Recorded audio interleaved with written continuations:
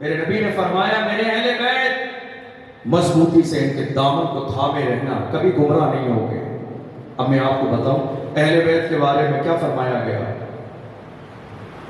علامہ امام رازی تفسیر کبیر میں ایک حدیث نقل فرماتے ہیں، وہ فرماتے ہیں اللہ کے رسول صلی اللہ علیہ وسلم نے ارشاد فرمایا من مات علی حب آل محمد مات شہیدا۔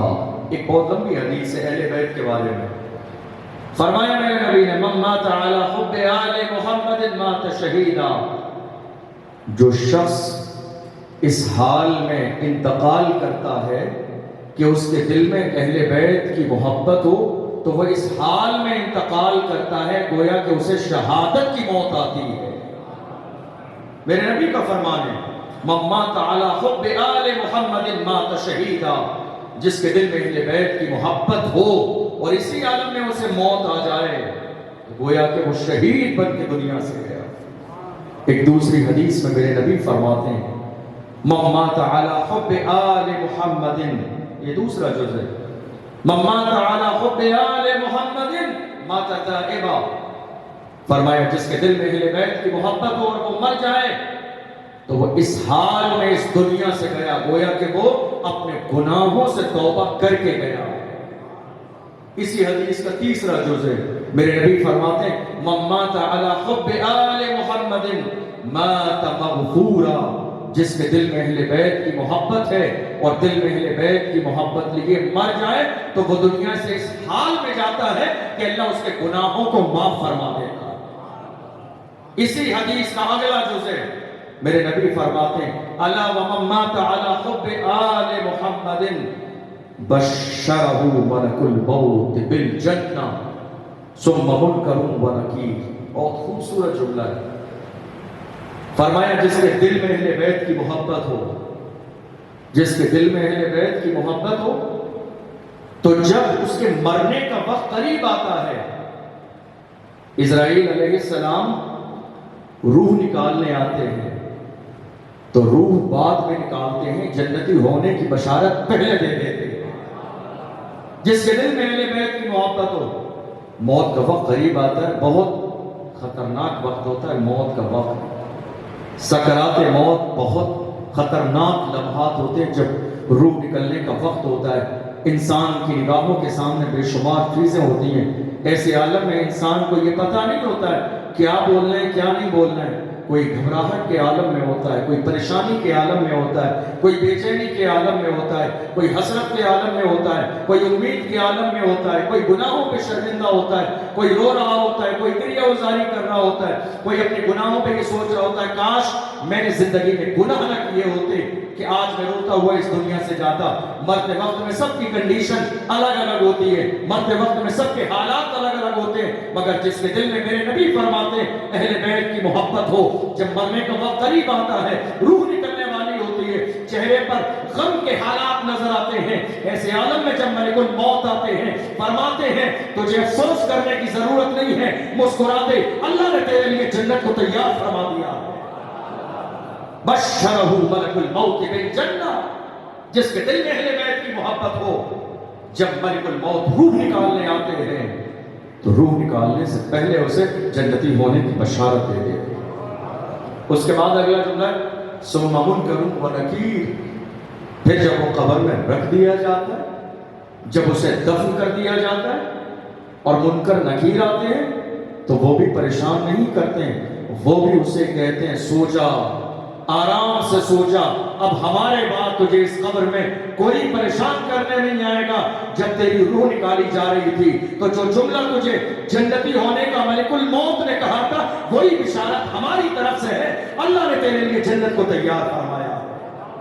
یہ بشارتیں کس کے لیے ہیں؟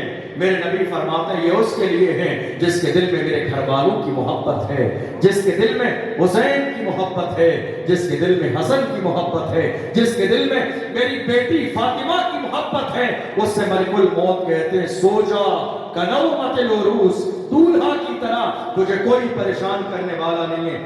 اسی حدیث کا ایک اور ٹکڑا اس کے بعد میرے نبی فرماتے ہیں ومن مات على حب آل محمد جعل الله قبره مزارا لملائکۃ الرحمہ. میرے نبی نے فرمایا جس کے دل میں اہل بیت کی محبت ہو فتح له فی قبرہ بابان الی الجنہ. جس کے دل میں اہل بیت کی محبت ہو وہ مر جائے اور قبر میں رکھ دیا جائے. اگر دل میں اہل بیت کی محبت ہے تو اللہ کی طرف سے اس کی قبر میں جنت کی کھڑکیاں کھول دی جاتی ہیں. اہل بیت کی محبت ہے، اہل بیت کی. میرے نبی فرماتے فتح له بابان الی الجنہ، اس کی قبر میں جنت کی کھڑکیاں کھول دی جاتی ہیں. سو جا آرام سے، اب قیامت تک کو تجھے کوئی چھیڑنے نہیں آئے گا. یہ کمال نسبت رسول کا ہے، یہ کمال نسبت حسین کا ہے، یہ کمال نسبت فاطمہ کا ہے، یہ کمال نسبت اہل بیت کا ہے. سو جا کنومت العروس، اب قیامت تک تجھے کوئی پریشان کرنے نہیں آئے گا. میرے رسول کا فرمان ہے. اسی حدیث کا اگلا ٹکڑا ہے. میرے نبی فرماتے ہیں الا ومن مات علی حب آل محمد جعل اللہ قبرہ مزارا لملائکۃ الرحمہ. جس کے دل میں اہل بیت کی محبت ہو، انتقال کر جائے، انتقال کرتے وقت میں آپ نے سن لیا، قبر میں رکھ دیا، آپ نے سن لیا کیا ہوتا ہے. اس کے بعد میرے نبی نے فرمایا جب اس کی قبر تیار ہو جاتی ہے، قبر تیار ہو گئی، آپ نے یہ گلاب کے پھول لیے اس کی قبر پہ ڈال دیے اور خوشی کے ساتھ آپ واپس آ گئے. آپ جمعرات کو جا رہے ہیں، کبھی جمعے کو جا رہے ہیں، کبھی پیر کے دن جا رہے ہیں، عطر لگانے جا رہے ہیں، پانی چھڑکنے جا رہے ہیں، یہ الگ بات ہے. میرے نبی فرماتے ہیں جس کے دل میں اہل بیت کی محبت ہو وہ مر جائے، اللہ فرشتوں کو اس کی قبر کے لیے زیارت گاہ بنا دیتا ہے. فرشتے اس کی قبر کی زیارت کے لیے آتے ہیں. یہ نسبت رسول کا کمال ہے، یہ رسول کے اہل بیت کی محبت کا کمال ہے. جعل اللہ قبرہ مزارا لملائکۃ الرحمہ. رحمت والے فرشتے اس کے قبر کی طواف کے اور زیارت کے لیے آتے ہیں جس کے دل میں اہل بیت کی محبت ہو. اور اس کے بعد میرے نبی نے فرمایا ومن مات علی حب آل محمد مات علی السنۃ والجماعہ. جس کے دل میں اہل بیت کی محبت ہو اور اسی عالم میں وہ مر جائے تو وہ اہل سنت و جماعت کے طریقے پہ اس دنیا سے گیا.